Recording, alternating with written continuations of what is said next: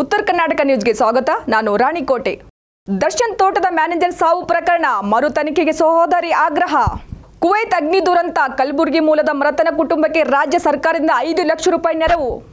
EVM ಕಾರಣಕ್ಕೆ JDS ಬಿಜೆಪಿಗೆ ಹೆಚ್ಚು ಸ್ಥಾನ ಸಿಕ್ಕಿದೆ. ಡಿಸಿಎಂ ಡಿಕೆ ಶಿವಕುಮಾರ್ ಹೇಳಿಕೆ.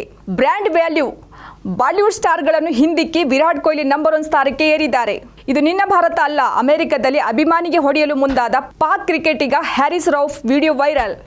ಮ್ಯಾಕ್ಸ್ ಸಿನಿಮಾ ರಿಲೀಸ್ ಬಗ್ಗೆ ಅಪ್ಡೇಟ್ ಕೊಟ್ಟ ಕಿಚ್ಚ ಸುದೀಪ್. ದೇಶಾದ್ಯಂತ Reliance Jio server down, network ಸಿಗದೆ ಬಳಕೆದಾರರ ಪರದಾಟ. ಧರ್ಮೋ ರಕ್ಷತಿ ರಕ್ಷತಾ, ರೇಣುಕಸ್ವಾಮಿ ಕೊಲೆ ಪ್ರಕರಣದಲ್ಲಿ ದರ್ಶನ್ ಬಂಧನ, ನಟಿ ರಚಿತಾ ರಾಮ್ ಪ್ರತಿಕ್ರಿಯೆ. ಪಾವೋ ನೂರ್ಮಿ ಗೇಮ್ಸ್, ಜಾವೆಲ್ನಲ್ಲಿ ಚಿನ್ನ ಗೆದ್ದ ಭಾರತದ ನೀರಜ್ ಚೋಪ್ರಾ.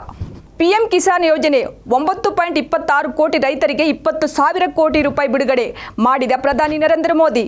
ಕೃಷಿ ಸೌರ್ ಪಂಪ್ಸೆಟ್ ಕೇವಲ 5 ಲಕ್ಷ ಅರ್ಜಿ. ಸೋಲಾರ್ ಪಂಪ್ಸೆಟ್ ಅಳವಡಿಕೆಗೆ ರೈತರ ನಿರಾಸಕ್ತಿ. ಬಸ್ ನಿಲ್ದಾಣ ಅಂಗಡಿಗಳಲ್ಲಿ ಅವಧಿ ಮೀರಿದ ಆಹಾರ ಪದಾರ್ಥಗಳ ಮಾರಾಟ, ಮಾಲೀಕರಿಗೆ ಕಾನೂನು ಕ್ರಮದ ಎಚ್ಚರಿಕೆ. ಅನುಕ್ಷಣದ ಸುದ್ದಿಗಾಗಿ ನೋಡ್ತಾ ಇರಿ ಉತ್ತರ ಕರ್ನಾಟಕ ಸುದ್ದಿವಾಹಿನಿ.